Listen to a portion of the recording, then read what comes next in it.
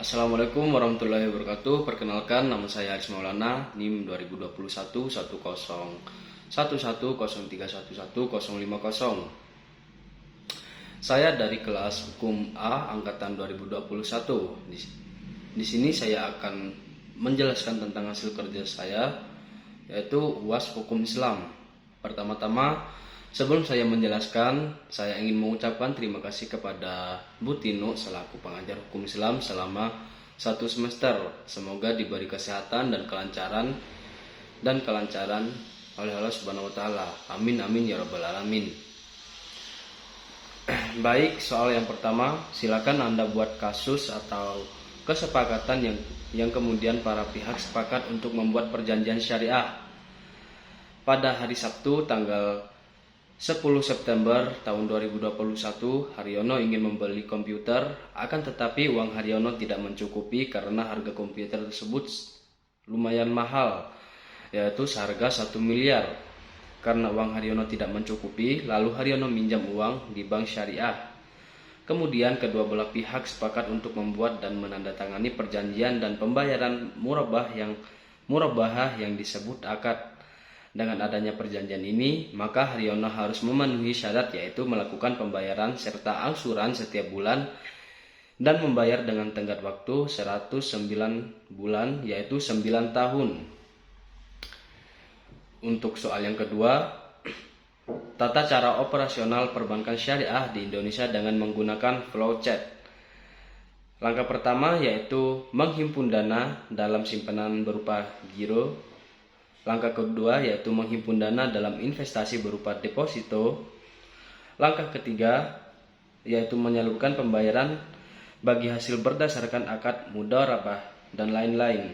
Langkah ketiga yaitu menyalurkan pembiayaan berdasarkan akad murabahah, salam istihah.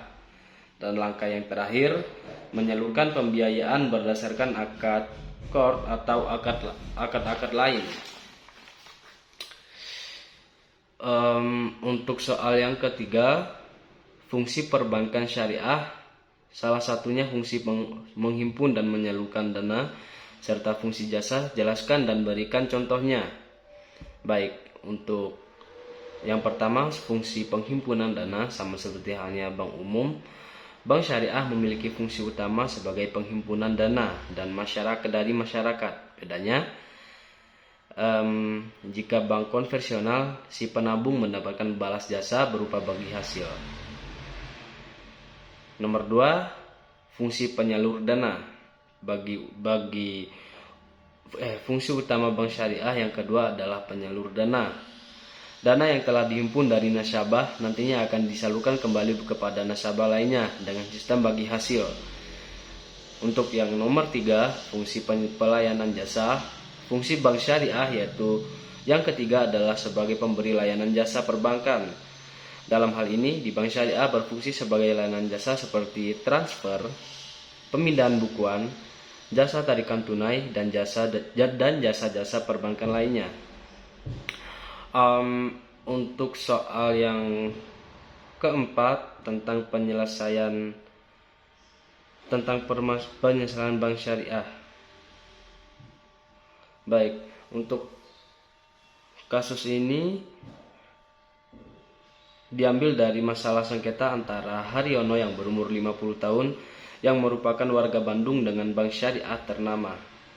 Kasus ini terkait lahan macet pada tahun 2021. Haryono membeli lahan dan bangunan dengan harga 10 miliar.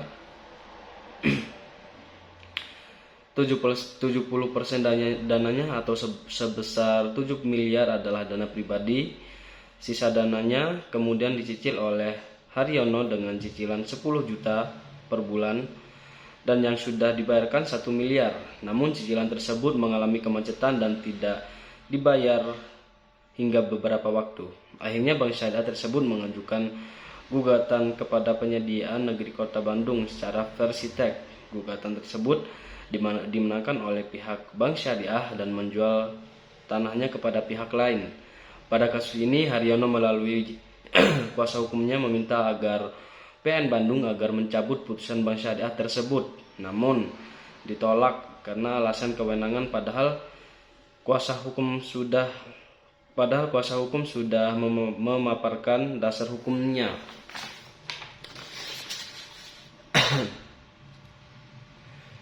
Kedua belah pihak menjalani proses mengenai kesepakatan yang hendak diambil sebelum akhirnya menuju ke persidangan. Meski beberapa kali opsi ditolak oleh pihak bank syariah, yaitu tindik laporan yang menyebabkan kesulitan pihak tergugat. Jadi si Haryono itu membeli lahan bangunan 10 miliar dari bank syariah dan 7 miliar bersumber dari dananya. Lalu Haryono mencicil 10 juta per bulan, 1 miliar dibayar. Sudah 1 miliar dibayar.